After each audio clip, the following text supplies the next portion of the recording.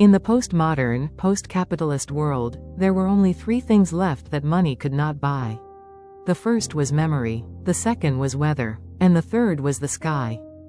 But they tried anyway. They mapped the zodiac-like territory, subdivided the ecliptic into time zones of desire, and priced every degree of the ecliptic as if it were real estate. This is the story of what happened when the oldest science met the newest economy, and what it reveals about you. Chapter 1. The Post-Capitalist Sky. Welcome to Astral Economies. I'm Yuki. With me are Amara and Valeria, and tonight we open the ledger on the sky itself.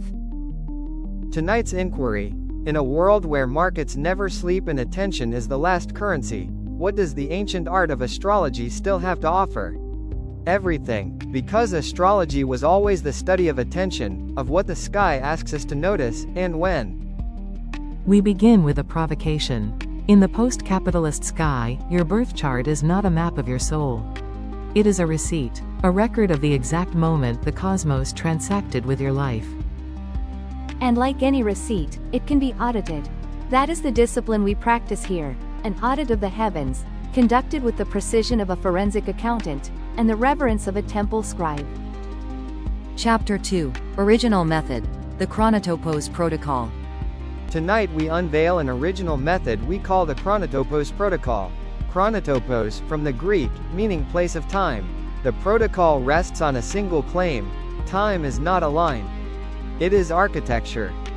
Conventional astrology reads a chart as a frozen photograph, the sky at the moment of birth. The Chronotopos Protocol reads it as a building. Every planet is a column. Every house is a room. Every aspect is a corridor connecting them. But a building is never complete. It is renovated by every transit, redecorated by every profection year, and rezoned by every eclipse. The protocol asks two questions. What was this structure built to do, and what is it doing right now? The method has three operations. First, the triple clock. We compute the chart in the tropical, sidereal, and draconic frames simultaneously, and we treat the gap between them as information, not error. Second, the epical signature. We isolate the slow planet's configuration at birth, and read it as a generational contract, the specific project your cohort was hired to build. Third, the monetary nodes. The lunar nodes, measured not as points of fate, but as flows of value. Where attention enters the life, and where it leaks out. Chapter 3. Worked Example. The 1987 Chart. Let us make this concrete. We take a birth, March 21st, 1987, 9:14 in the morning, New York City. We compute the chart with the Swiss ephemeris, the same engine used by professional astronomers.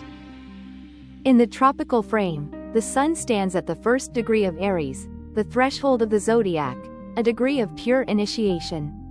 The moon at 13 degrees of Sagittarius. The ascendant at 16 degrees of Aquarius. The midheaven at 5 degrees of Sagittarius. Now we apply the triple clock. In the sidereal frame, the frame of the fixed stars, the frame in which the sky actually stands still, the sun shifts to the last degree of Pisces, 6 degrees and 28 minutes. A soul born at the end of one story, standing at the door of the next. The moon, sidereal, rests at 19 degrees of Scorpio, the deep water degree, the degree of hidden economies. And the ascendant moves to 22 degrees of Capricorn, the signature of the builder who inherits a ruined empire, and chooses to rebuild it with better materials. Now the epical signature. In 1987, Saturn and Uranus were converging in the sidereal sign of Scorpio. Saturn at 27 degrees, Uranus closing from 3 degrees ahead. A conjunction last perfected in 1942. This is the signature of the generation born to dismantle old power structures, carefully, surgically, and without apology. The same generation carries Neptune in Sagittarius, and Pluto in Libra. The dream of a global horizon, and the slow legal re-architecture of relationship itself. This is not fortune-telling. This is generational contract law, read from the sky. And now the monetary nodes. The lunar nodes at this birth fall across the axis of Aries and Libra. Sidereally, the south node in the last degrees of Aries, the north node in early Libra. Value, for this chart, enters through the other. Through partnership, through the mirror, through the contract with another human being. Chapter 4. The Astro-Economics of Attention. Here's where the protocol earns its name. In the post-capitalist world, the primary market is not goods, it is attention. And attention, in the language of the sky, has always been ruled by Mercury. Mercury in this chart, tropical, stands at 3 degrees of Pisces, gathering information from the deep field. Sidereal, it falls in late Aquarius, the messenger of the collective, the one who hears the crowd before the crowd hears itself. The Chronotopos protocol therefore reads the economic life of this native not through the second house alone, but through the whole circuit. Where Mercury transits the natal nodes, value flows. Where Saturn transits the natal moon, value freezes. Where Uranus crosses the ascendant, value reboots. We can state this as a falsifiable claim.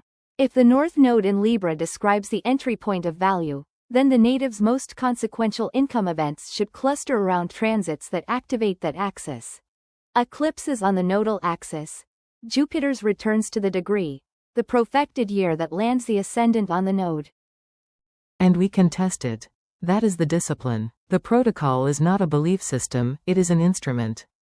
It makes predictions that can be checked, dated, and refined, the way any instrument deserves to be used.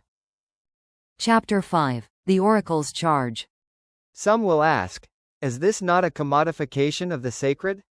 Our answer is the opposite. We live in a world that has already commodified everything, including silence. The Oracle's charge is not to escape the market. It is to remember what the market cannot price.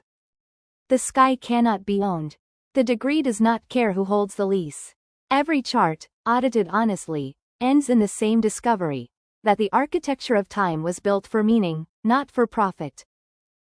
This is the ancient promise, updated for a postmodern age. The stars do not tell you what will happen. They tell you what you were built to build.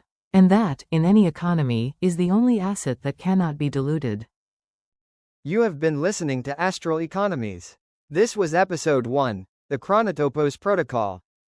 Next time, we chart the post-capitalist city itself, the horoscope of a place, and the strange art of reading the birth of a building. Until then, keep your clocks honest, your nodes liquid, and your eyes on the sky. The sky is the last public square.